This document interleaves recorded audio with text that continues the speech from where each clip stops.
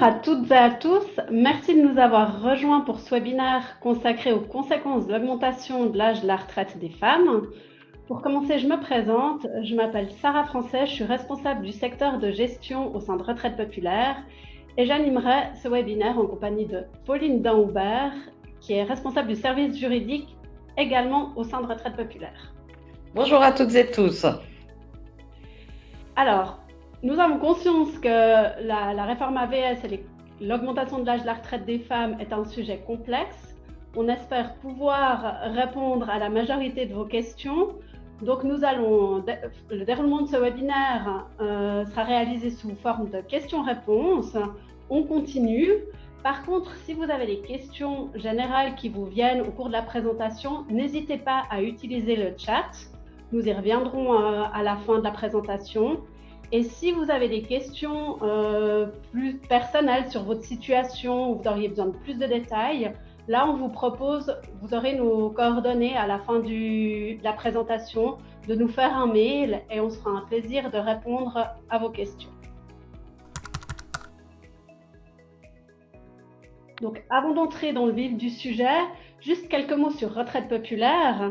Donc Retraite Populaire, c'est un acteur important du canton de Vaud, qui est actif dans différents domaines comme l'immobilier, avec un peu plus de 15 300 objets en location, mais également dans les prêts et aussi au niveau de l'assurance vie, donc qui propose plusieurs produits de troisième pilier, et aussi dans la prévoyance professionnelle avec notamment plusieurs mandats de gestion de caisses de pension, comme par exemple la caisse pension de l'État de Vaud ou la caisse intercommunale de pension. Donc maintenant que vous connaissez un peu mieux l'institution pour laquelle on travaille, j'ai une première question pour toi, Pauline. Donc avant de nous dire exactement quelles sont les conséquences de l'augmentation de l'âge de la retraite des femmes, peux-tu nous expliquer de quoi on parle exactement ?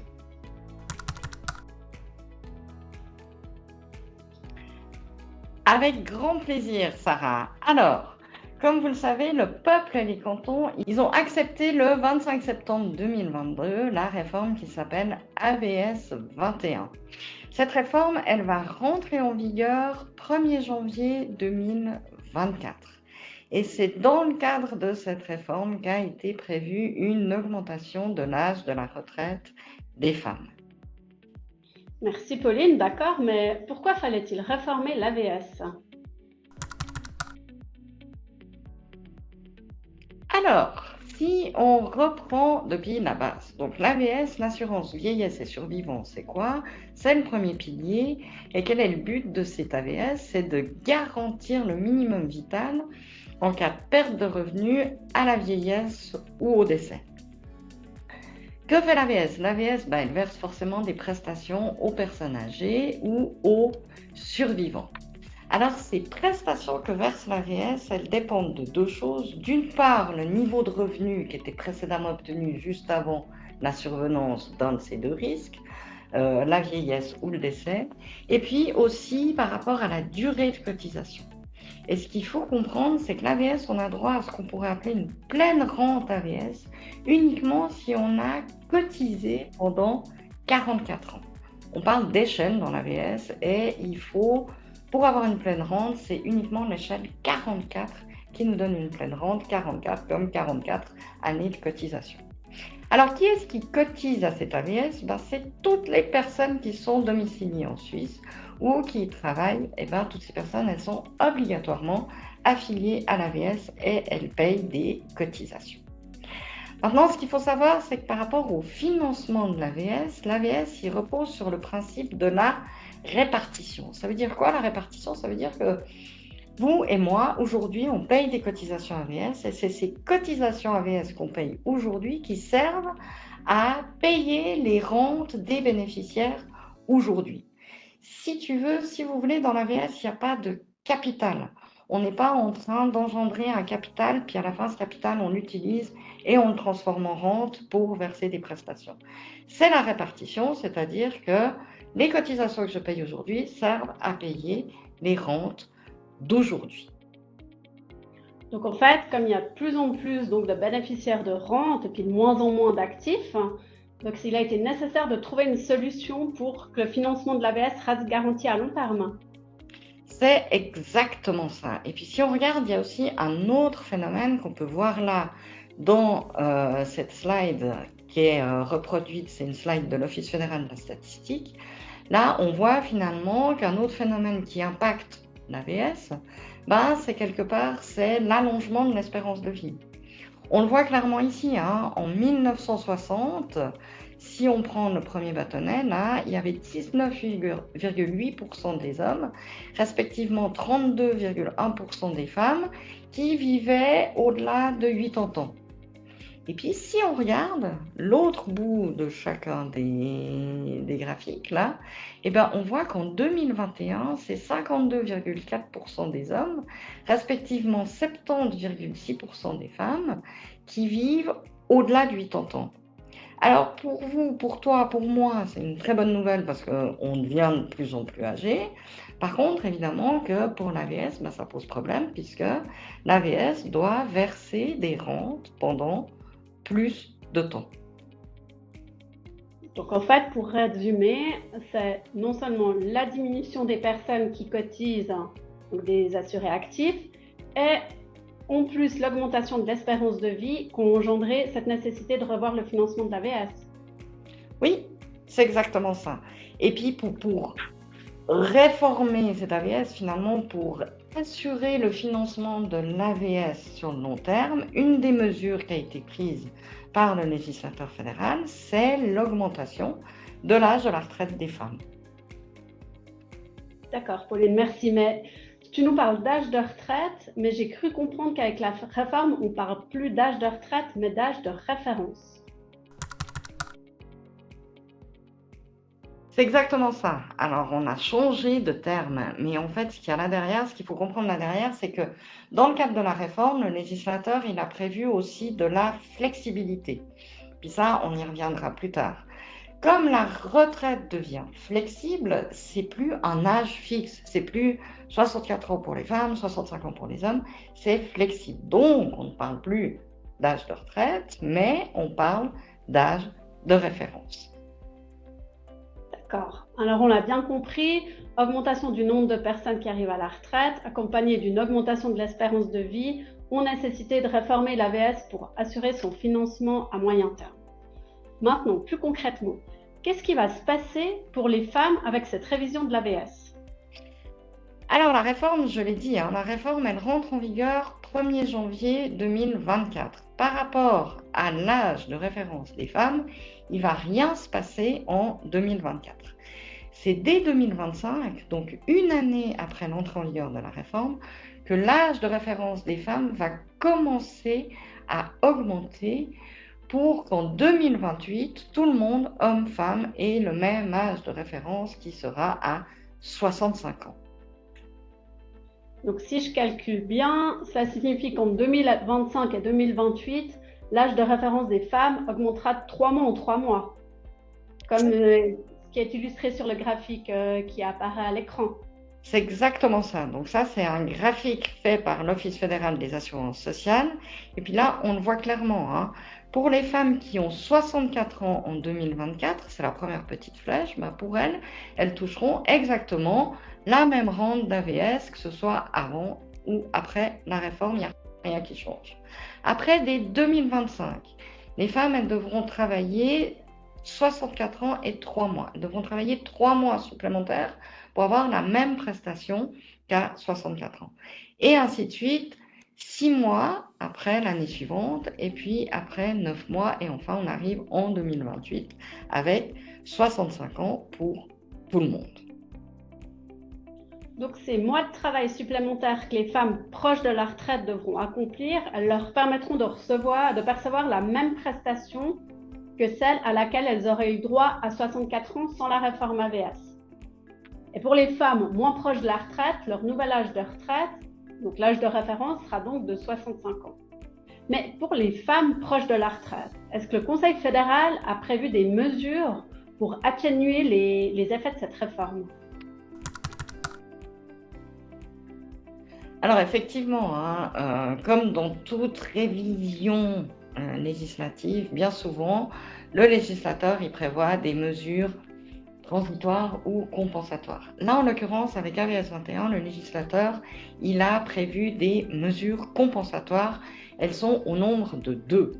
Première mesure compensatoire, c'est un supplément de rente. Et puis la deuxième mesure compensatoire qu'il a prévue, c'est une atténuation du taux de réduction en cas de retraite anticipée.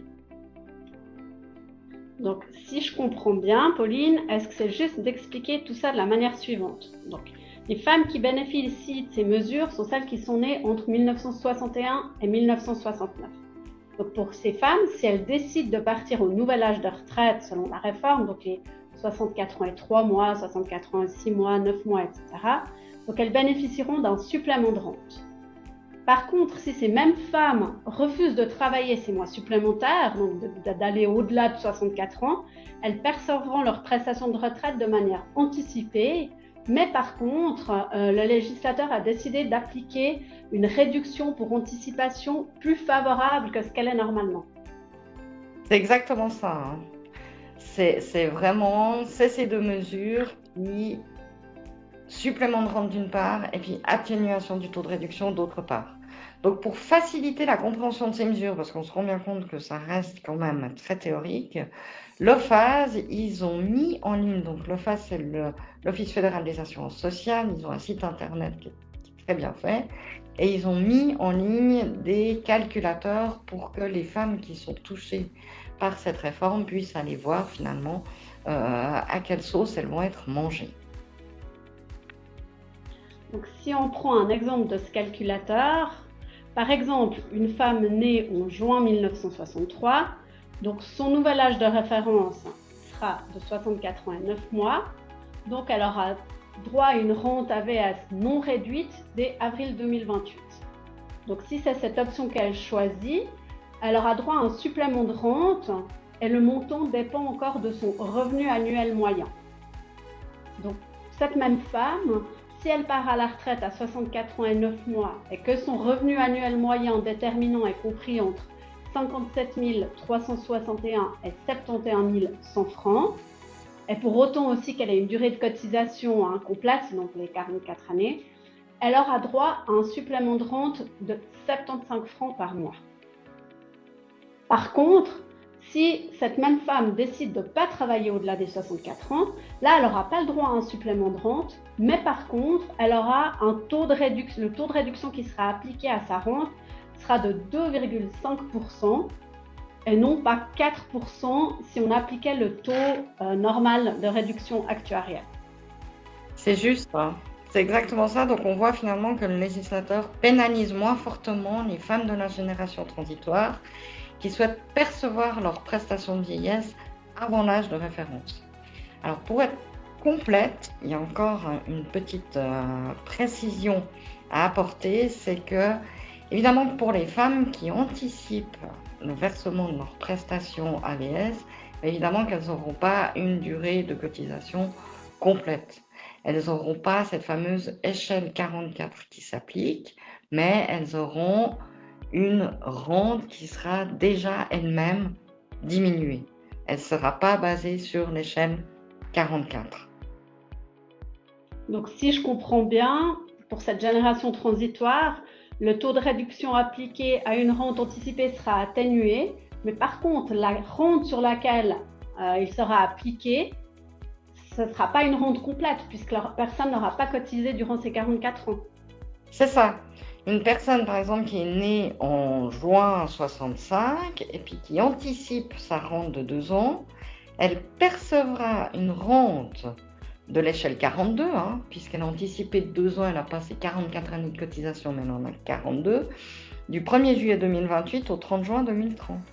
Et puis après, pour autant que pendant l'anticipation, elle reste assurée à l'AVS, elle aura droit à sa rente selon l'échelle 44 le 1er juillet 2030.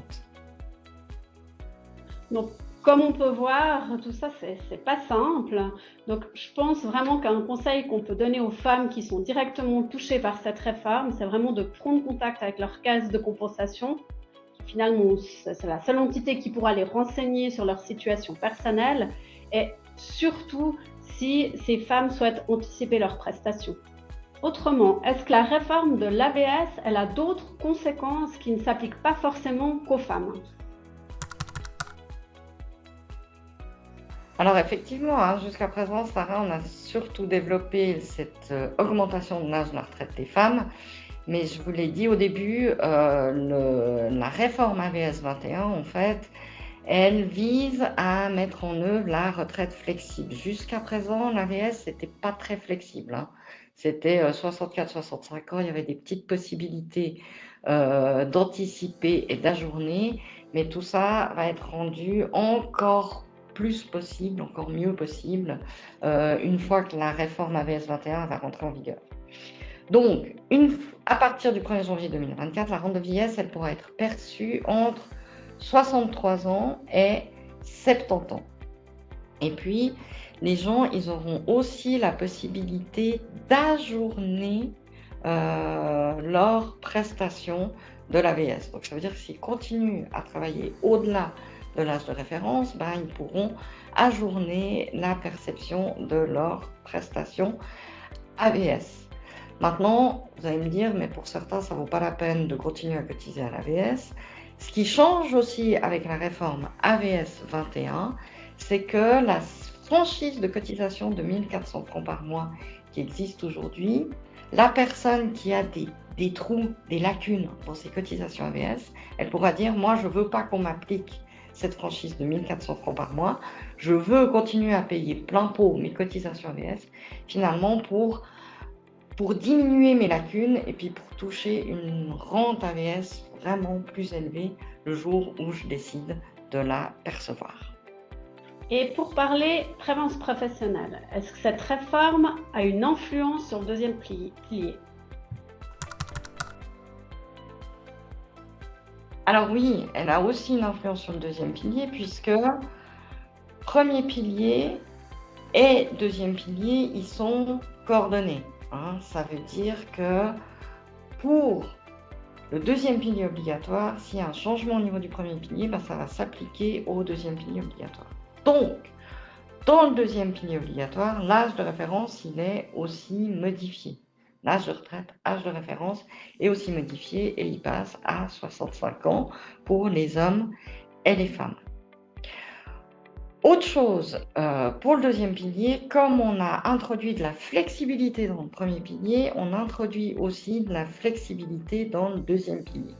Alors quand je dis introduit, ce n'est pas tout à fait juste parce que ce qui se passe avec un VS 21, c'est que maintenant les caisses de pension, les institutions de prévoyance, donc celles qui font du deuxième pilier, elles doivent prévoir, elles n'ont plus le choix dans leur règlement, les principes de retraite flexible et de retraite partielle. Certains me diront, ah mais moi dans ma caisse de pension, il y avait déjà la retraite flexible, il y a déjà la retraite partielle, c'est très bien. Ce qui se passe avec AVS 21, c'est que demain les caisses de pension, elles n'auront plus le choix. Elles doivent dans leur règlement prévoir la retraite flexible et la retraite partielle. Donc comme maintenant ça devient une obligation pour toutes les institutions de prévoyance de prévoir ces deux types de retraite, cette retraite flexible et cette retraite partielle, en fait le législateur dans la loi, il a précisé quelques éléments, notamment sur le nombre de fois où on peut percevoir des bouts de sa rente de retraite. Donc voilà, ce qu'il faut retenir, c'est oui, augmentation de l'âge de la retraite des femmes, premier pilier, deuxième pilier touché, en tout cas pour ce qui est la partie obligatoire du deuxième pilier, et puis par contre aussi plus de flexibilité quand dans le plus de choix de flexibilité pour percevoir ces prestations de vieillesse, tant dans le premier pilier que dans le deuxième pilier. Merci Pauline pour toutes ces précisions. J'espère que ça aura répondu à beaucoup de vos questions. Donc nous arrivons gentiment au terme de notre présentation. On va regarder les questions du chat. N'hésitez pas si vous avez des questions. Ah, Pauline, j'ai une question là qui concerne le supplément de rente. Oui. Est-ce que le versement du supplément de rente est limité dans le temps? Alors non, alors ça effectivement, je crois que j'ai oublié de dire, mais les personnes qui ont droit au supplément de rente AVS, il est versé viagèrement. Viagèrement, ça veut dire jusqu'à ce que la personne décède. Une autre question qui concerne les polices de lit de passage. C'est vrai que c'est un sujet qu'on n'a pas abordé. J'ai entendu dire qu'il y avait un changement aussi pour les polices de lit de passage. C'est quoi? Alors, police de lit de passage, oui, ce qui change, en fait, ils ont introduit ça dans la réforme AVS 21, comme ça, ils l'ont glissé. En fait, ce qui se passe, c'est qu'aujourd'hui, ceux qui ont une police de lit de passage, donc, pour être clair, police de lit de passage, c'est quand la personne elle est sortie de sa caisse de pension, une petite pièce à sa caisse de pension, puis elle a dû maintenir son avoir, donc c'est du deuxième pilier, dans une solution de lit de passage. Celui ou celle qui aujourd'hui a une police de lit de passage, il pouvait ajourner le versement de ses prestations au-delà de 65 ans, jusqu'à 70 ans. Et puis on s'en fichait de savoir s'il travaillait ou s'il ne travaillait pas. Il avait la possibilité d'ajourner jusqu'à 70 ans. Ce qui se passe avec l'entrée en vigueur de la réforme AVS 21, c'est qu'il y a une petite règle qui a été introduite qui dit que celui qui veut ajourner ses prestations de vieillesse sur une police de passage, je précise bien, c'est une police de passage, eh bien, il pourra le faire uniquement s'il poursuit une activité lucrative. C'est ça la petite. Pour ceux qui sont concernés, ils diront c'est pas petite, mais enfin, c'est ça l'adaptation qui est prévue dans AVS 21. En fait, c'était pour faire un parallélisme entre l'OPP3, le troisième pilier lié, et le libre passage. Il faut que les mêmes conditions s'appliquent aux deux. Merci Pauline. Une autre question par rapport à la retraite partielle, au moins en 3 étapes. Pourriez-vous préciser s'il vous plaît? Alors ouais, la retraite partielle au moins en 3 étapes, ça veut dire que on offre la possibilité aux gens de prendre une partie de leur rente, c'est ça la retraite partielle. Je me retire du travail petit à petit et je touche chaque fois une partie de ma prestation de retraite. Et ça, c'est le maximum 3 étapes. Première étape, après je peux redemander une fois. Et puis après, troisième étape, je touche ma rente complète. Merci. Et je vois qu'on a une dernière question qui ne concerne pas forcément le sujet du jour, mais qui est d'actualité. Est-ce qu'on sait quand on devra voter sur la réforme LPP? Alors, la réforme LPP 21, alors, sujet d'actualité pour nous qui baignons dedans, peut-être pas pour le reste de la population, mais LPP 21, donc c'est la réforme LPP. Donc, comme vous savez, les chambres, ils ont voté le texte en mars de cette année et puis il y a un processus de référendum qui a été lancé. Ils ont obtenu toutes les signatures pour le référendum, donc on devra voter sur cette réforme LPP 21. On pensait qu'on devrait voter en mars 2024 parce que voilà, on se dit il faut faire les choses. Et puis en fait, on a reçu les objets qui passeront en votation en mars 2024 et il n'y a pas la réforme LPP. Donc a priori, cette réforme LPP, on devrait voter au plus tôt en juin de l'année prochaine.